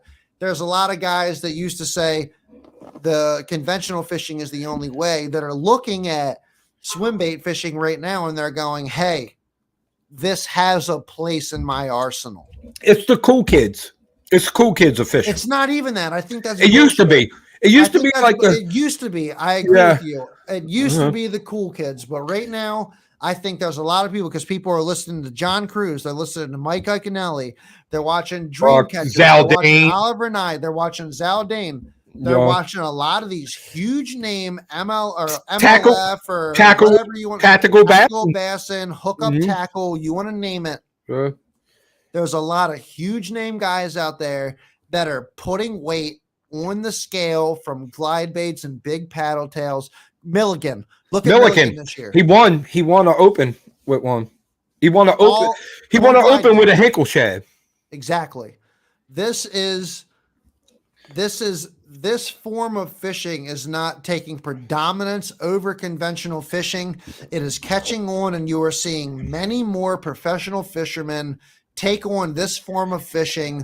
Maybe it might not even be during their tournament, but it might be for pre-fishing. They might be looking for followers. They are using this form of fishing as an identifier for where fish are and where the bigs are. Right, that's what they say. You could. It's a good search bait. Search bait. You know, you get a lot of followers. They'll follow it. You can find the fish, even if they don't bite it. At least same thing with the 7-inch. You can draw. You can draw them out. Or not 7-inch. It's the same thing with the 7-inch glide. It's a great search bait. You're going to have a lot of fish follow this in intrigued. That's a lot of what it is. Got you. Yeah. A lot of these pros are going out. They're throwing baits like that. They're seeing their followers be like, oh, I got a 5-pounder following it. There's a 6-pounder following it. There's a school of 6-pounders following it. Whatever it may be. All right. I know these fish are in that area now. And then they come back and they fish it with a jig or whatever they're going to fish it with. But they use that glide bait, they use that larger bait as a drawing method to pull those bigger pods of fish off of their structure and cover over to the bank to reveal themselves for, I am here, I'll eat. You know what I'm saying? Yeah, and so Martin's saying Steve Kennedy throws one all the time too. And if correct me if I'm wrong, Martin, but I believe didn't he win on Clear Lake with a Huddleston? I believe he did. And not only that, but he might have broke like the all-time weight record with the HUD. The problem was Huddleston has caught more double-digit fish than any swim bait in history. Right. But Steve Kennedy caught like 10-pounders that he had to throw back because they hit at it and it snagged into him. So they weren't hooked in the mouth, so he had to throw them back. Had they been hooked in the mouth, his weight would have been like insane, like the most weight ever in like a tournament ever. You Absolutely. know, way past. He broke the century. Over 100 pounds, but he would have had like amazing weights. He had to throw like a couple 10-pounders back. If you watch the Clear Lake tournament, I can't imagine some of the weights that I would have some days on the GP if I would connect with every single fish that picks up the tail of my 6-inch mag drift that I'm dragging along the surface. Right. Yeah. You know what I'm saying? Mm-hmm. Yeah. There's a lot of times he actually had these fish in the boat, Chad. He had the fish in the boat, but he had to throw them back because they sideswiped it or whatever. They got hooked on the jaw or whatever. Like 10-pounders, dude. He had to throw 10 pounds. Yeah. He still won. If I remember correctly, he still won. But Steve Kennedy's another big swim bait guy. Brandon Palaniuk, he's a glide bait guy. Shoot, it's a lot now, but it used to be like this little secret society of guys. That Southern Trout Eaters would be the movie to watch. Wasn't Iaconelli down like with all that back in the day with Southern Trout Eaters and everything? I believe he was. I didn't know much about it, to be honest with you. Yeah, I believe Mike Iaconelli was in Southern Trout Eaters. I could be wrong. I never really watched it. Dude, I posted a video up the other day, Big Mouth Forever, and it's going way back and showing my age. But if you never saw that, it's from like 1996, a documentary on bass fishing. It's pretty cool. That goes way back. If you know who like Doug Hannon is, then you know. If you don't know who Doug Hannon is, then you know. You know who Doug Hannon is, Chad? No, but I gotta take a piss. I'll be right back. The Bass Professor, dude. You don't see? He's the Bass Professor. I don't know. Doug Hannon had this thing too. It was really cool. Well, I mean, it's not. Doug Hannon said that don't wear bright colors. You should wear colors that blend into the sky. And you should paint your boat camouflage or whatever to blend into your surroundings because fish are aware that you're in their area. When you pop up in like a bright, shiny yellow boat and some orange shirt on or whatever. And that was the whole reason that I painted my boat camouflage because of the Bass Professor, Doug Hannon. He also made the snake lure. So I don't know. Yeah, it's better than the Roland Martin helicopter lure. I think the Doug Hannon lures had, dude, he's the Bass Professor. That's all I can say. If you don't know who he is, you don't know. Nah. So when you go fishing, Chad, do you wear that orange shirt? No. I was going to say, that's what I was just talking about with Doug Hannon's philosophies on you should wear something to blend in with the sky. And your boat should blend in with the surroundings. You shouldn't have a yellow boat or an orange boat or a bright colored boat. The fish are aware of your presence. And I think I had mentioned this before, but it used to be like a under the radar thing.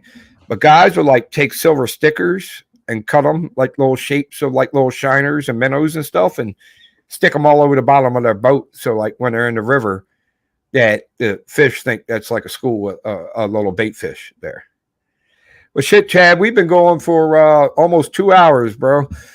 2 hours. We'll have to do it again sometime. This was the very first Riverboat live stream. It's not going to be a weekly thing or nothing like that. If you want to catch me, I'm down to do this way more often, dude. well, we could do it. We could definitely do it way more often. But if you want to catch, if you want to catch us weekly, Friday nights, 8 p.m. Sometimes I'm there, sometimes I'm not. But Chad's always there, of course, and Paul F. Batters, who, yeah. Maybe I shouldn't have met. Paul did not join into this, so I don't even know who he is. And yeah, I'm just kidding. Tony Schultz, and I got a new name for Kevin because I didn't like his last nickname, so I'm just calling him Skeeter from now on. So you got Skeeter, Paul F. Batters, Tony Schultz, aka Ranger Ramon, and Seabass, Chad, the man, the host, every Friday night, 8 p.m. Eastern time. So, dude, we could definitely do some more episodes. Absolutely, anytime. Dude. I mean, not trying to like change it up, but I have this nice studio, this nice podcast in my home. I am definitely looking for more ways to utilize it than just talking about bass fishing once a week at the house. So let's do it. I'm definitely looking to do some more stuff. Yeah, dude, anytime, man. We can go live anytime. What I was trying to point out, though, is not like a regular thing that I'm going to do, but it was fun, and I probably will do some more. I like to get, more episodes of, we could talk to, I might not want to say this, Evan, about, I don't want to say debate. That's the problem, dude. Because I'm a tackle junkie, so like, come on now, I want you to talk. We talked to Brian Dyson about those baits he's throwing, and people don't want to give up their juice sometimes. Brian Dyson ain't giving up nothing. Oh, I know what Brian's throwing, dude. Easy to figure. Shut your mouth, bro. Brian is fishes a lot like me, so yeah. Let me not. When it's windy, what do you throw?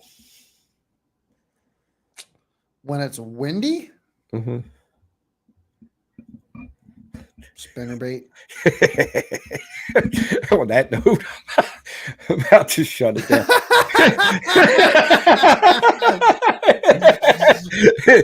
see how dude, spinnerbait. I go, if you just watch my videos, I throw a spinnerbait. I'm not going out without a spinnerbait tied on. Just put it that way, whether it's windy or not. Never. Whether the water's muddy or clear. If you don't have a spinnerbait rod and a chatterbait rod at the same exact time, I don't even know what you're doing. Right? Yeah. No. That's you definitely got to have. And if you don't know the difference, you haven't been watching Bass and Beer Radio. Yeah, you definitely got to have. Spinnerbait's just a staple, or a chatterbait, whatever one you prefer. I know a lot of people.